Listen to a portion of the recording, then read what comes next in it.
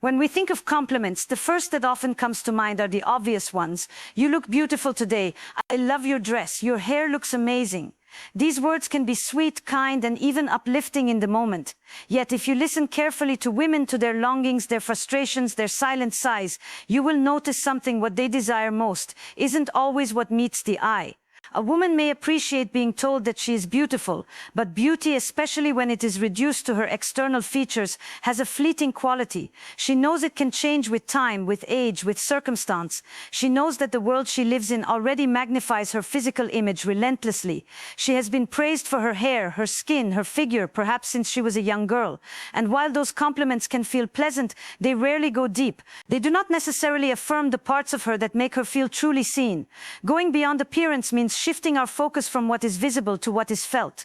It is a recognition that her essence is not defined by her dress size, her makeup, or the way she styled herself that morning. Instead, it is about noticing the qualities that radiate through her presence, the unique signature that she leaves on the spaces she enters. It is telling her, "I see you," in a way that transcends the surface.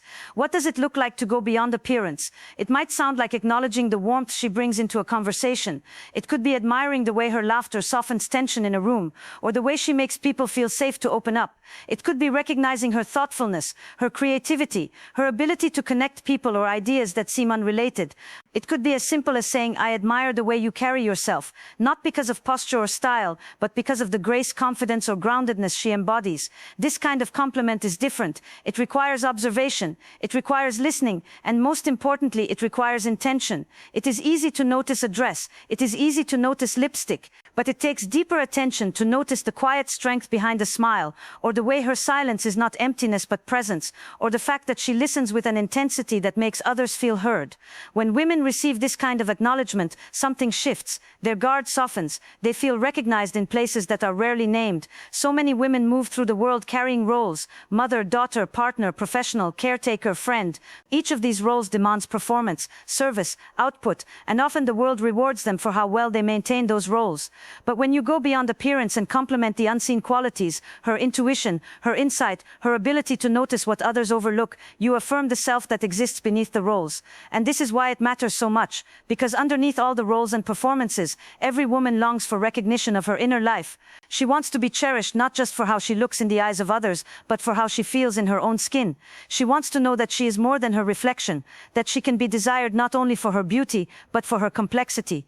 There is also another dimension here. When compliments are limited to appearance, they carry with them the weight of comparison.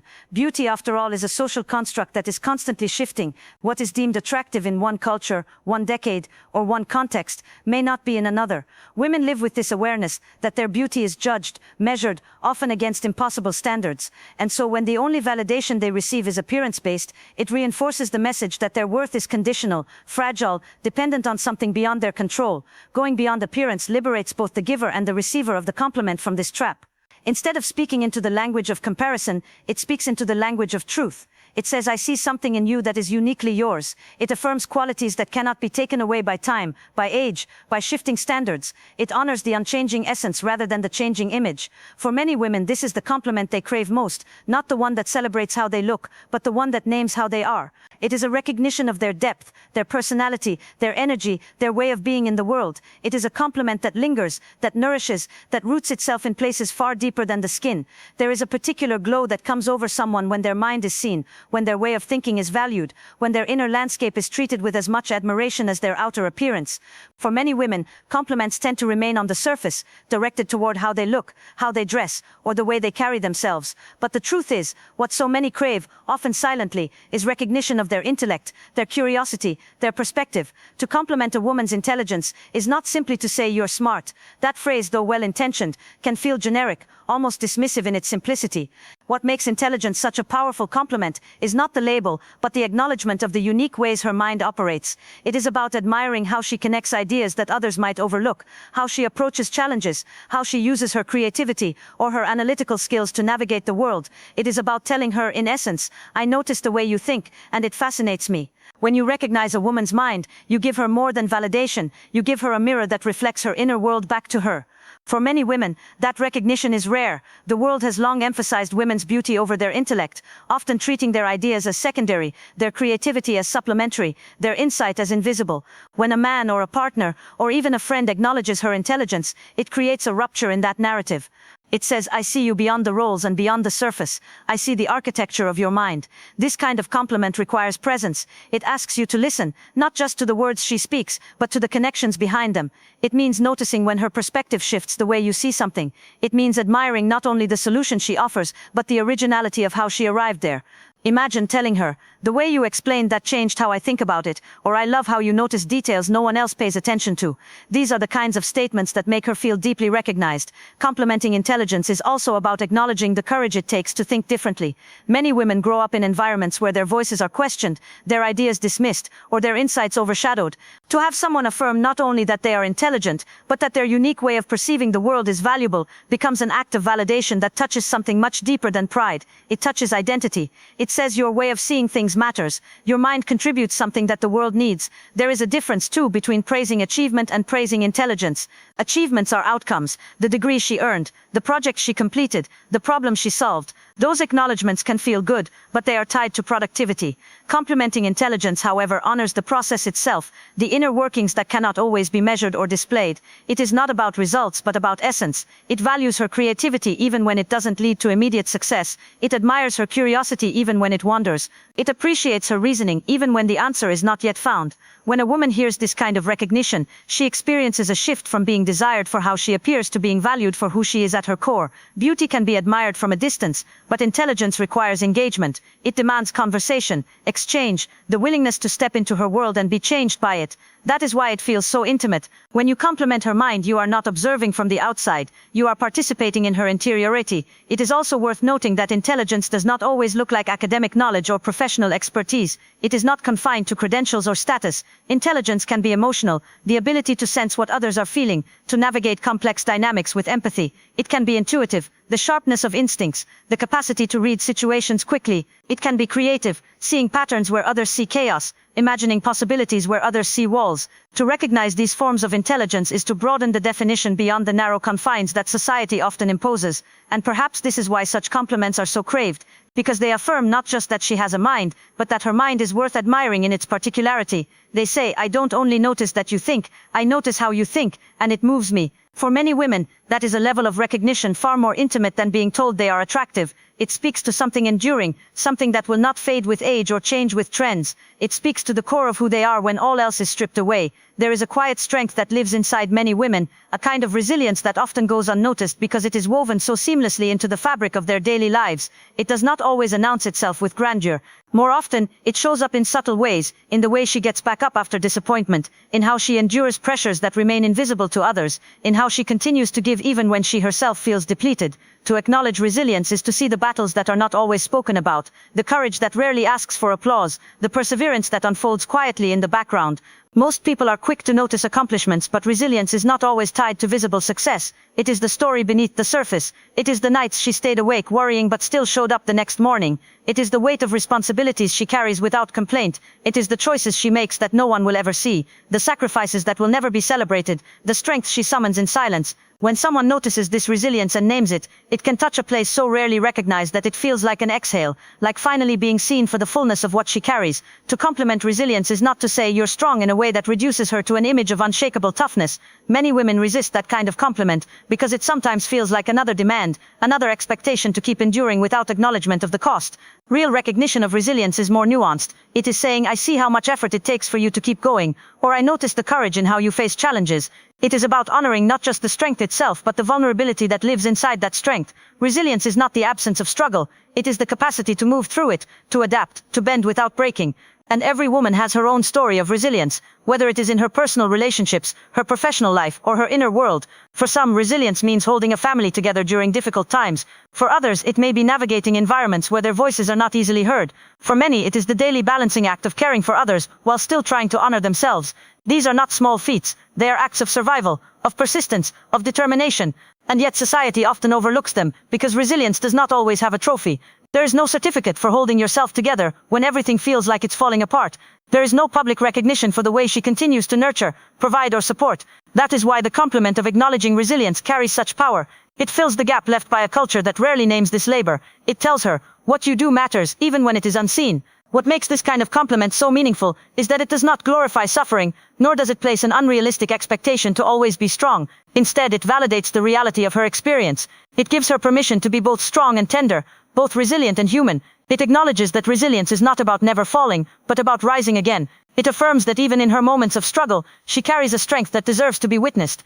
To acknowledge resilience is also to connect with empathy. It is to say, I notice how hard this has been, and I admire how you continue. It is to look beyond appearances and see the weight beneath the smile, the effort behind the calm, the courage beneath the silence. When someone offers this kind of recognition, it does not just flatter, it soothes. It tells her she is not invisible in her struggles. It tells her that her effort is not taken for granted. There is also a profound intimacy in recognizing resilience, because it often touches the most vulnerable parts of her life.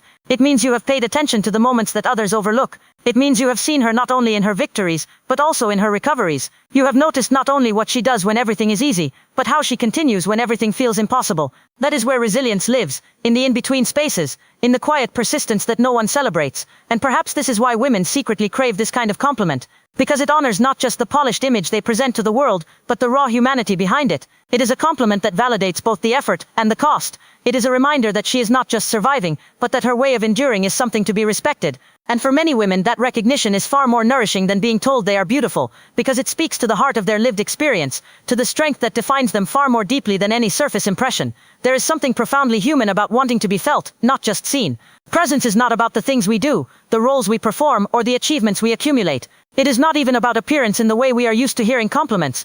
Presence is the essence of who someone is when they enter a space, the atmosphere that shifts simply because they are there. To honor a woman's presence is to tell her that her being has value independent of her doing.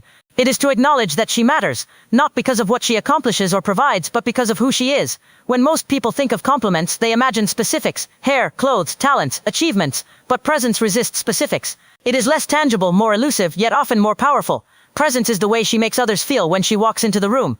It is the energy she brings, whether it is calming, enlivening, grounding, or inspiring. To say when you are here, everything feels different is to recognize that her mere existence carries weight, that her essence leaves an imprint. Women often live in worlds that demand performance. They are measured by their productivity, their beauty, their nurturing abilities, their ability to meet expectations. Rarely do they hear that who they are, stripped of those performances, is enough. To compliment presence is to break from that narrative. It is to say, even if you did nothing, even if you gave nothing, even if you achieved nothing today, your being alone has an impact. That message cuts through layers of conditioning and touches something primal, the need to belong, the need to matter simply by existing. Presence is not always loud or visible. Sometimes it is subtle, a quiet grounding that others feel without fully understanding why. A woman may bring a sense of safety just by listening deeply, or a sense of lightness just by laughing at the right moment. She may shift the energy of a space simply because she is attentive, because she carries a steadiness, because her authenticity invites others to be more authentic. These qualities are not easily named, and yet when they are acknowledged, they create a profound recognition.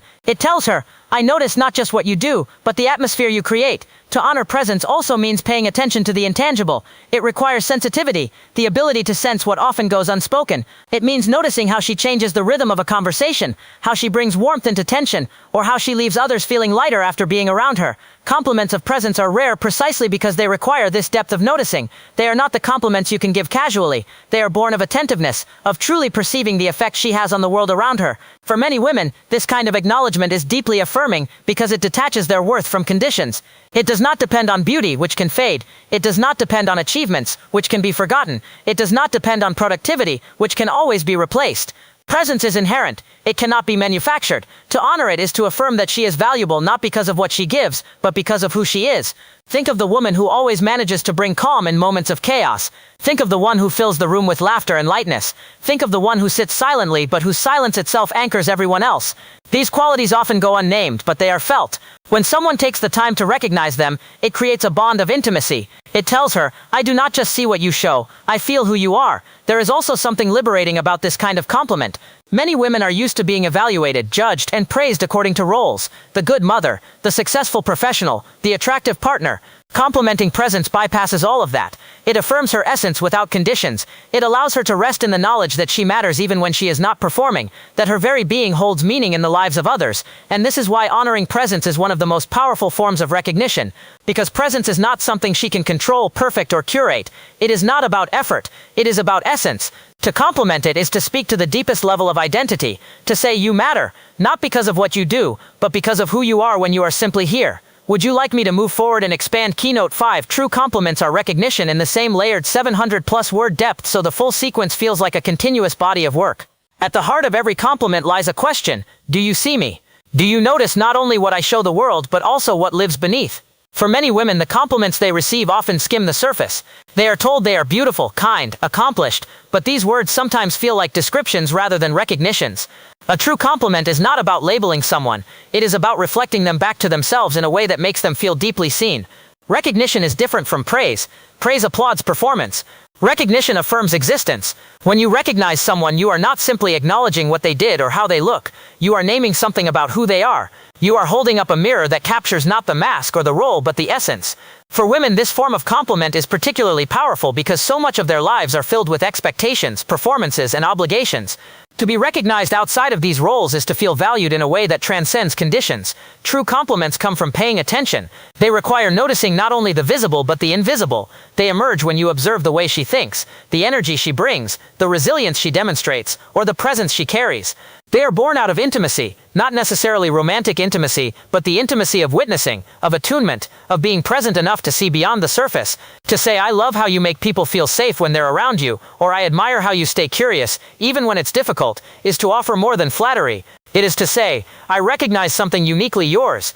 Recognition also carries weight because it validates what is often overlooked. Women are frequently celebrated for the roles they perform, their beauty, their caregiving, their productivity, but less often for the parts of themselves that do not fit neatly into societal narratives. When you offer a compliment that names her depth, her perspective, her complexity, you validate what is rarely affirmed. You tell her that the parts of herself she may have thought invisible are in fact deeply felt, and this is what makes true compliments transformative. They do not just make someone feel good in the moment, they touch identity.